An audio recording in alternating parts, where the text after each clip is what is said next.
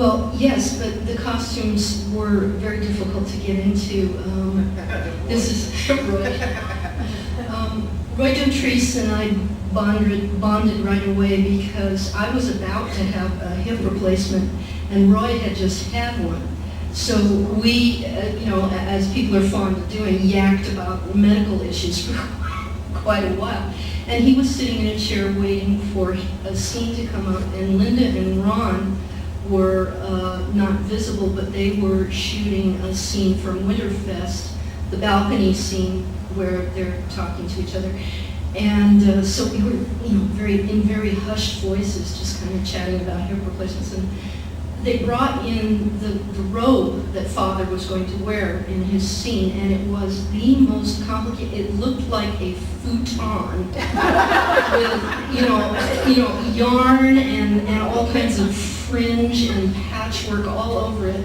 And between the two of us, we started looking through this thing, trying to find the sleeves because they totally put it on. And as we were looking for the sleeves of the robe, Roy decided to tell me a story. What a surprise.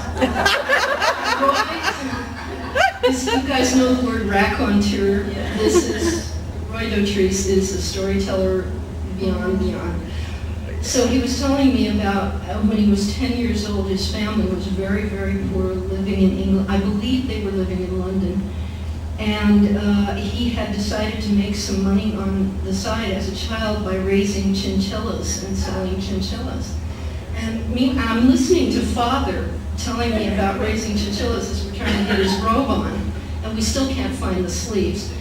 And he said, yes, but unfortunately I didn't watch over them as I should, and they began to breed, and they bred. So he ended up with a basement full of chinchillas. that, as I recall, at the end of the story, was that they had to be removed for health reasons. And by that time, we had gotten the robe on. This is possibly one of the most surreal experiences of my life, was listening to Father tell me about raising chinchillas in his basement while I'm trying to help him on with this robe. But we were talking about blue eyeshadow. Who had the blue eyeshadow? Oh, the imitation. Yes, anybody can imitate Sheila's character. Catherine Chandler, let's check you out. And who was that?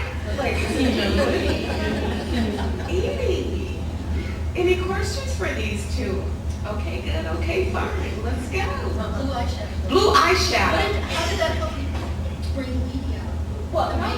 Oh, you know what, people? She thinks I'm famous. I'm not. I'm too Edie. No.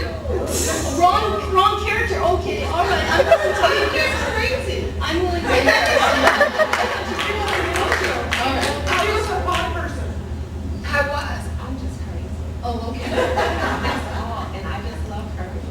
Oh, okay. So I'm just here to support you. Okay, then you moderate the Yes. Okay. Edie was, of course.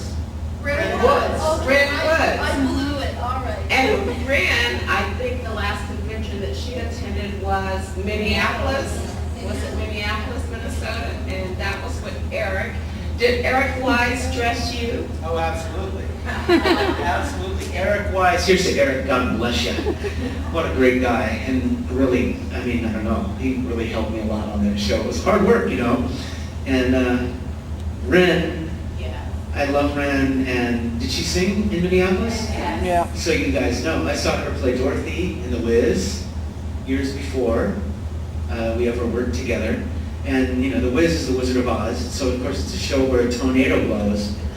But in that show, Ren was the one who blew. She just blew the roof off the theater every single night. The tornado, that Twister was no competition for her. She's got the voice, doesn't she? I wish she was here to sing for us right now. I don't know where she is now. I bet she's singing somewhere though, because you would always want to hear Ren sing. She's in LA? She's doing an album. So Ren's doing an album right now in Los Angeles. which means we should get in the car and go find her. Any other questions? Sure. Actually, I wanted to hear the rest of the story that Wendy started to tell us at lunch about. You tried to explain the concept of a graphic novel to Linda Hamilton.